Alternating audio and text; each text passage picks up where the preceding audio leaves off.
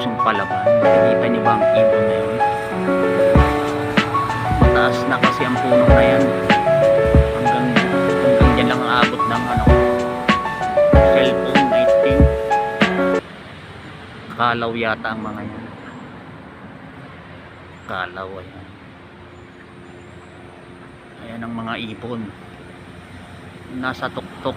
Ayan, meron pa sa baba. Marami yan sila dyan, nagtatago lang.